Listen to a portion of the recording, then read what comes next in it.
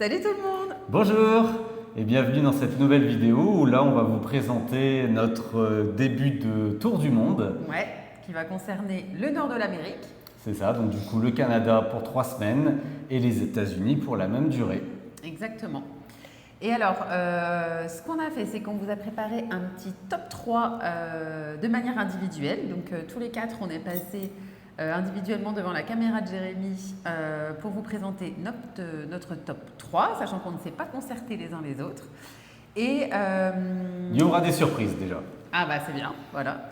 Et peut-être avant de commencer, on va vous faire un petit florilège de tout ce qu'on a pu visiter pendant ces 6 semaines sous forme de vidéo. Alors c'est parti pour la vidéo!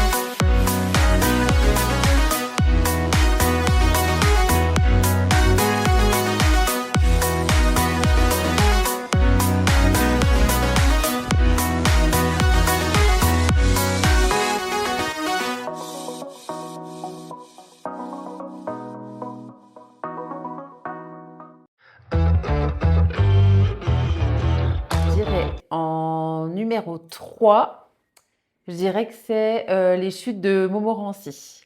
Parce que c'était dans les premiers jours de notre tour du monde. Ça devait faire 5 ou 6 jours qu'on était partis en tour du monde. Et je pense que donc c'était une sortie hyper nature du coup. Et je crois qu'à ce moment-là, j'ai réalisé qu'on allait voir que des trucs de ouf en fait pendant notre aventure. Donc voilà, je pense que c'est en ça que j'ai été un petit peu touchée par ces chutes-là. En numéro 2, je dirais lors de notre séjour à New York, la visite de la Statue de la Liberté. On est parti la voir en bateau.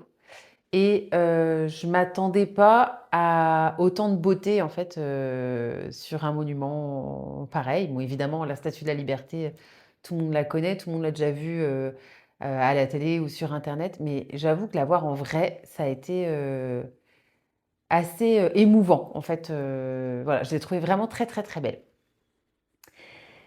Et en numéro 1, et alors je pense que je ne vais pas être la seule, ça va être pour moi dans l'Ouest américain, Antelope Canyon, parce que j'ai été subjuguée par cet endroit qui a des couleurs absolument magnifiques, où chaque photo est unique en fait en fonction de l'angle dont on se sert pour prendre la photo, de la luminosité à ce moment-là. Enfin voilà, c'est absolument magnifique. Et je pense que si on refait la même visite dans 5 ans, on verra encore les choses complètement différemment. Donc Antelope Canyon, gros coup de cœur. Gros coup de cœur.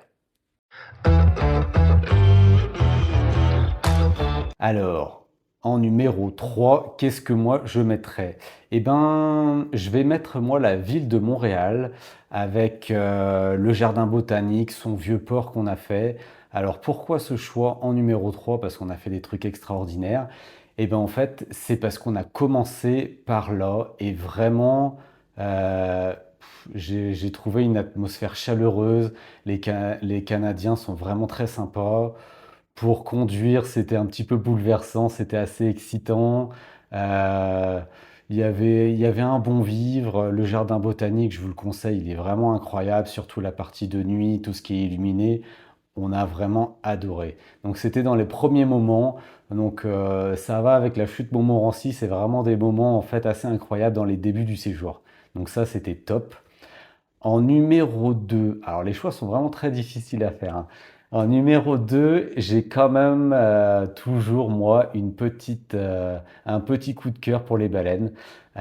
C'était vraiment quelque chose que j'attendais avec impatience de faire au Canada et on n'a vraiment pas été déçus. On a pu faire une sortie en bateau, du coup, incroyable. On a vu des phoques, on a vu des belugas que j'avais jamais vus, c'est magnifique. Du coup, bah, des baleines, évidemment, qui sont toujours aussi impressionnantes. Et pourtant, on n'en voit qu'une infime partie, mais il y a une atmosphère qui est vraiment assez féerique. Enfin voilà, moi j'adore. Puis il y a tout le contexte, sorti en bateau, la guide qui était extraordinaire avec toutes ces petites informations. Voilà, vraiment une activité que je recommande à 100% si vous venez au Québec en septembre-octobre. Et en number one, je dirais, et je pense que je ne serai pas le seul, Universal Studios qui remporte quand même les palmes parce que c'est vraiment incroyable. On a un parc d'attractions qui est fou, mais en même temps qui t'apporte aussi de la connaissance parce qu'il y a 1 heure où vraiment tu vas explorer les studios, voir comment un film est fait, voir un petit peu, tu es un peu à l'envers du décor avec ce petit train où il y a beaucoup de trucs en 3D, en 4D, c'est vraiment top. Et vraiment, le petit plus, là où on a beaucoup de chance, c'est qu'on était hors saison, en pleine semaine, il n'y avait pas d'attente. C'était juste formidable. Tu fais tout avec 5-10 minutes d'attente, c'est top, top, top. Donc voilà, vraiment, on a kiffé ça. Et puis voilà, tu te retrouves comme un gamin que, franchement, que tu en aies 40 ou bah, l'âge de Yael, tout le monde en prend parce que tu redeviens un gosse dans ce truc-là. Donc voilà pour mon top 3. Top top 3, je dirais Antelope Canyon. Donc, juste avant, on a fait le Grand Canyon, puis après, on est parti voir Antelope Canyon durant notre road trip. Et c'était magnifique. Vraiment, c'était surprenant. Je ne saurais même pas comment décrire. C'est juste magnifique. Donc voilà. Ensuite, en top 2, je dirais Empire State Building. Parce que c'était ma vie de rêve d'aller voir New York, etc. Et puis c'était surtout de nuit. C'était magnifique. C'était incroyable. J'ai adoré. Et top 1, Universal Studios. Vraiment, il n'y avait pas de débat, c'était trop bien. Enfin, les univers des dessins animés et tout, moi j'adore. Il y avait Harry Potter, Mario. Je sais plus ce qu'il y avait d'autre, mais enfin, c'était trop bien. Ah oui, Simpson, enfin. Et en fait, à chaque fois, il y avait des attractions et il y a vraiment eu zéro flop. C'était trop bien. Donc voilà. Ok, top 3, principalement aux États-Unis. Ouais, voilà, c'est ça. 100% States. Ouais, bah, j'ai hésité quand même avec top 3 les baleines parce que Ok. quand même c'était magnifique à voir. C'était la première fois que je voyais des baleines donc j'ai quand même hésité mais On pouvait pas faire un top 10, quoi. ouais voilà, c'est ça.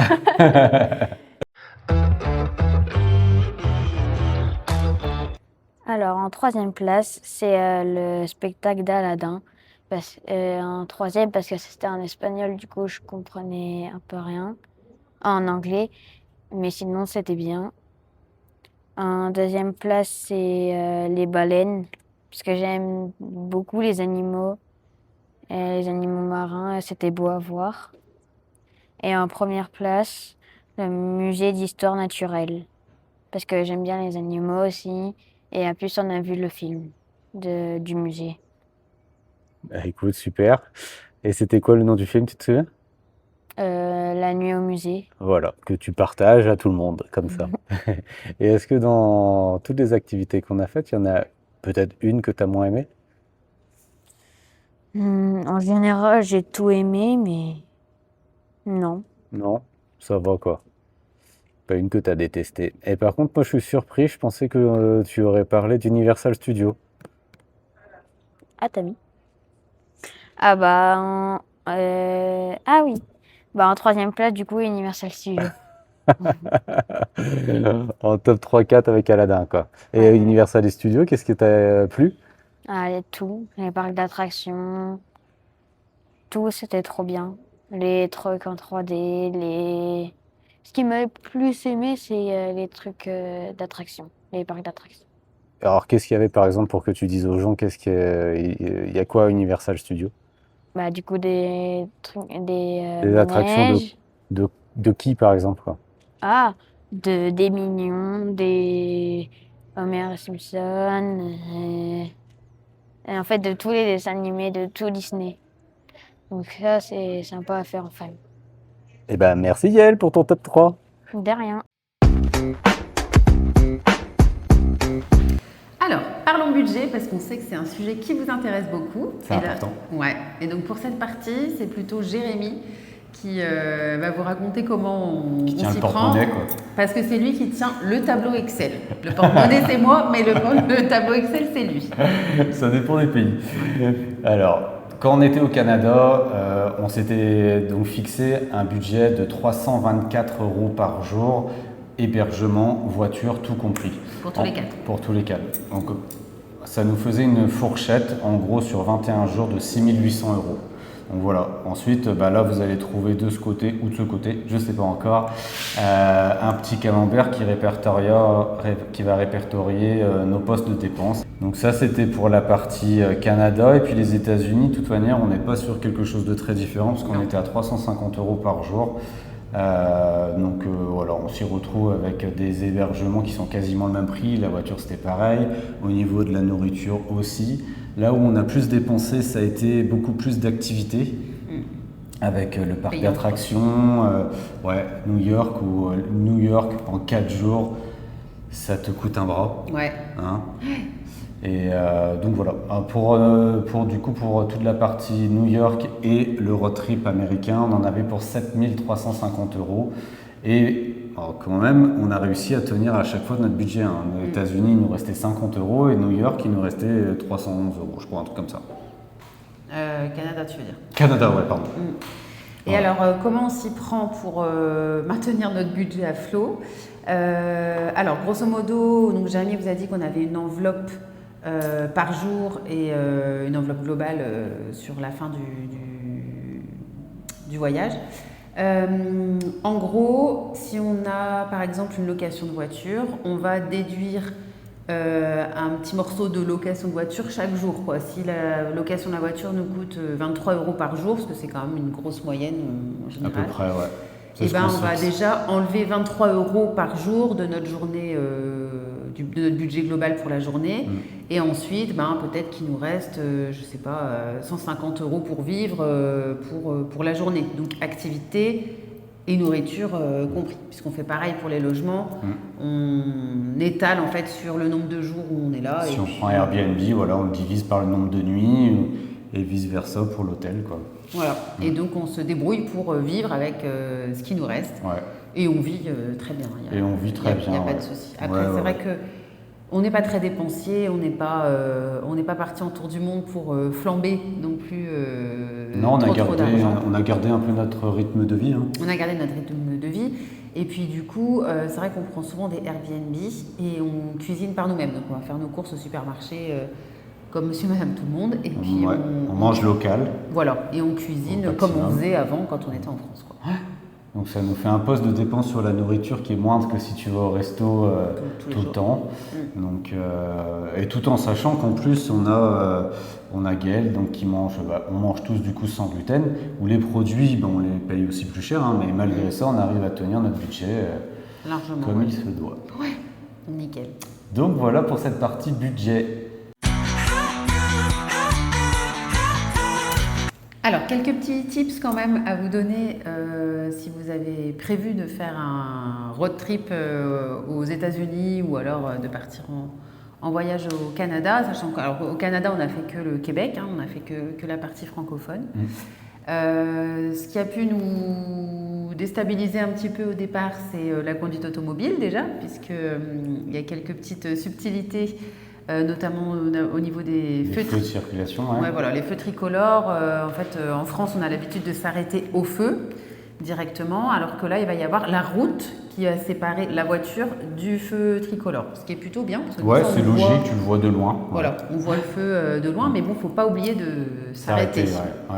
Sinon, Bon, on après, s'arrête au milieu du carrefour, quoi. Ce qui est bien, au Canada, aux États-Unis, je ne sais plus si on l'a vu, mais au Canada, c'est sûr, il y a quand même un feu qui t'annonce une centaine ou 200 mètres avant, qui clignote pour te dire que le feu va passer au rouge. Ouais, Parce que sur les routes, en fait, sur ces routes-là, c'est Canada comme États-Unis, c'est des grandes lignes droites, tu roules à 90, 100 facilement. Donc, Ouais. il faut anticiper un peu ton freinage si le feu passe au rouge. Ouais, voilà. Sinon, pour le reste, c'est de la conduite à droite. Les Ouais, c'est voitures, facile. on a eu que des voitures Ouais. automatiques, donc Simple. voilà, hyper simple. Pas de priorité à droite, donc ça, il faut un petit temps d'adaptation parce qu'on a toujours un petit peu ce réflexe de vouloir freiner. Ouais, tout à fait. Et puis, tant qu'on est dans la conduite automobile, petite subtilité aussi pour l'Ouest américain. Alors, on ne sait pas si c'est le cas à New York, parce qu'on n'a pas conduit à New York. Mais en tout cas, à Los Angeles, c'était le cas. Lorsque l'on est nous-mêmes au feu rouge, mais qu'on veut tourner à droite, s'il n'y a personne qui arrive sur la voie, on peut s'engager. Donc, on a le droit de griller le feu rouge sans que ce soit... Sinon, tu te fais, Pénalement klaxonner dessus. Hein. Ouais, voilà. Ensuite, en ce qui concerne... Les assurances aussi.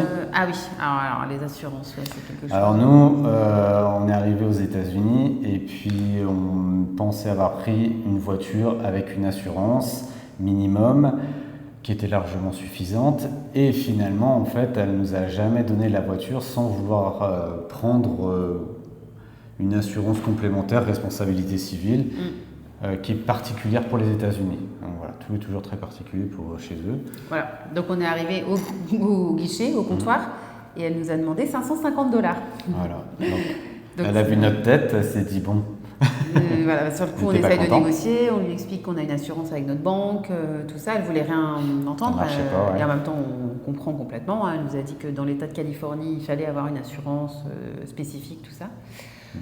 Donc, on a dit d'accord, mais donnez-nous l'assurance minimum. Et du coup, de 550 euros, on est passé à 350 Dollars, ouais. dollars. Ouais, je parle en euros, mais c'est en dollars. Mm.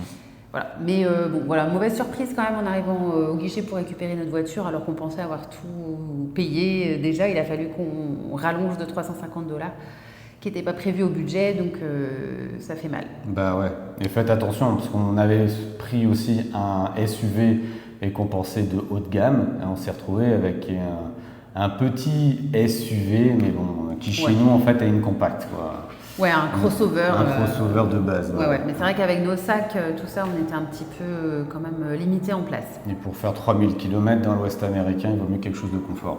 Voilà, bon, elle a tenu la route, hein, pas de Oui. souci, mais bon, c'est vrai qu'on sentait que c'était pas le grand confort. non plus. Non, c'était pas fait pour, ouais.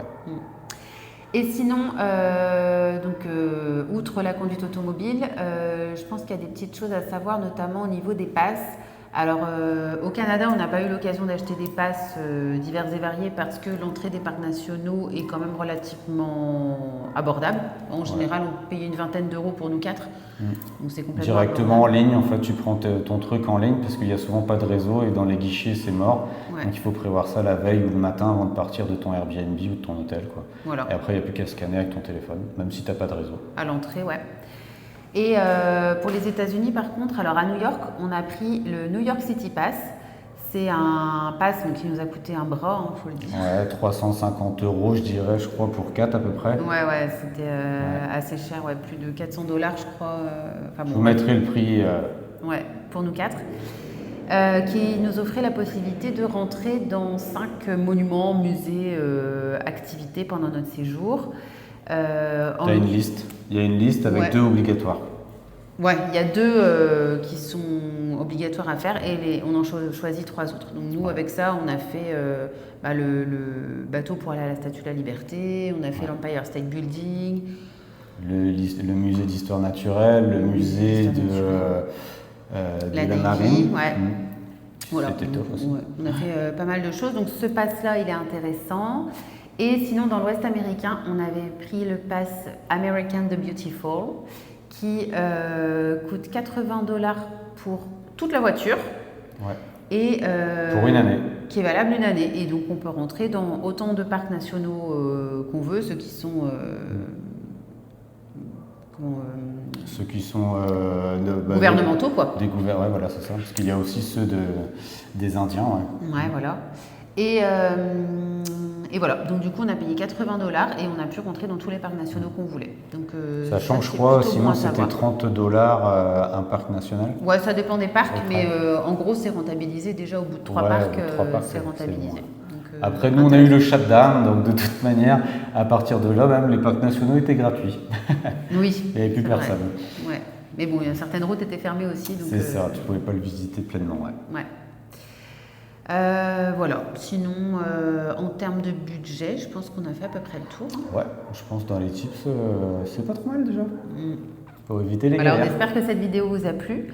N'hésitez pas à nous dire en commentaire d'ailleurs la manière dont vous aimeriez qu'on monte nos vidéos, si vous avez envie de plus de photos, de vidéos, de paysages par exemple. Alors sachant que sur le compte Instagram, je mets déjà énormément de photos et de vidéos et donc on n'avait pas envie non plus de faire doublon et que ce soit une redite du compte Instagram, c'est pas le but non plus. Donc voilà, c'est pour ça qu'on l'a fait sous cette forme-là, mais n'hésitez pas à nous laisser un commentaire et à nous dire ce que vous en avez pensé et si vous avez envie qu'on continue ou pas ces fameuses vidéos. Voilà, comme a dit Gaëlle, allez voir son compte Insta qui est très bien fait tous les jours. Enfin, notre compte Insta, mais dont elle s'en charge. Vraiment, ça mène au quotidien et j'espère que quotidiennement, ça vous fait une petite bulle de soleil. C'est un petit peu le but, hein, de donner cette petite graine aux gens. Et comme elle dit, n'hésitez pas à nous laisser un commentaire, c'est hyper important pour savoir si ça vous sert, si c'est utile, ou alors de faire autrement. Merci, Et à la prochaine vidéo. bye bye. À bientôt.